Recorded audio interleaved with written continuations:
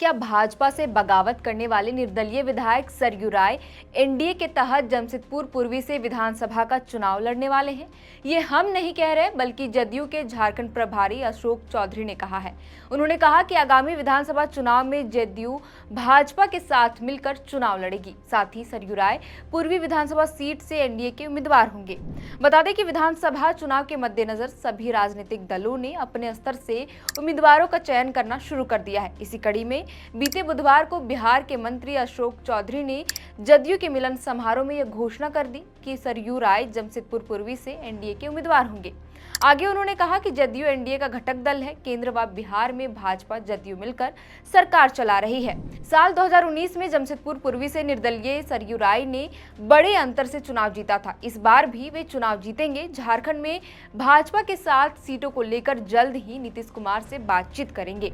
बता दें कि सरयू राय के जदयू में शामिल होने के बाद यह पहली बार शहर में जदयू का सम्मेलन हुआ है। इसमें प्रदेश अध्यक्ष खीरू महतो समेत कई नेता शामिल हुए। इस सम्मेलन में सरयू राय ने कहा कि बिहार बंटवारे के बाद जब झारखंड बना तो नीतीश कुमार की अहम भूमिका थी। उसी भूमिका को फिर से झारखंड में नीतीश कुमार के नेतृत्व में जदयू को लाने का प्रयास किया जा रहा है। झारखंड में आने वाले दिनों में एनडीए की सरकार बने, इसके लिए अभी से एनडीए के घटक दल एकजुट होकर चुनाव लड़ने की तैयारियों में जुट गए हैं। वहीं नीतीश कुमार की पार्टी झारखंड बीजेपी के तालमेल कर यहां अपनी अधिक उपस्थिति दिखाने की तैयारी भी शुरू कर दी है। इसके लिए नीतीश कुमार ने अपने सबसे भरोसेमंद संजय झा को इसकी जिम्मेवारी सौंपी है। माना जाता है कि संजय झा का भाजपा नेताओं के साथ बेहतर संबंध रहा है, क्योंकि उनकी भाजपा में अच्छी पैठ है और इससे पहले वे भाजपा में ही थे। इसीलिए नीतीश कुमार ने भाजपा से तालमेल बनाने के लिए उन्हें ही चुना है। मीडिया रिपोर्ट्स की माने तो 15 साल के बाद जदयू का भाजपा में तालमेल हुआ था। इसके पीछे संजय झा की ही सबसे महत्वपूर्ण भूमिका मानी जाती है और इसीलिए इस बार नीतीश ने झारखंड विधानसभा चुनाव में भाजपा के साथ अपनी तालमेल बेहतर बनाने के लिए संजय झा को ही जिम्मेदारी दी है।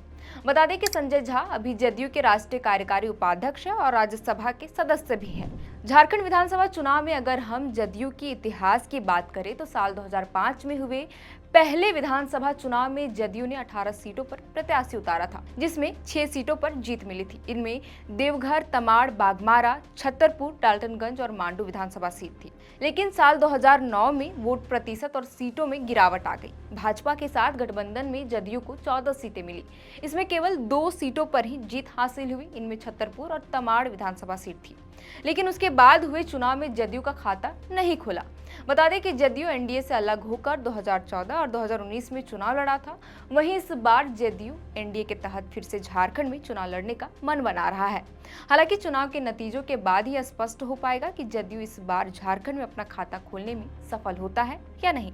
आपको क्या लगता है, हमें कमेंट कर जरूर बताएं। फिलहाल के इस वीडियो में इतना ही। आप देख रहे थे दी फोर्थ पिलर। मेरा नाम है श्रेया रतन। बहुत बहुत शुक्रिया।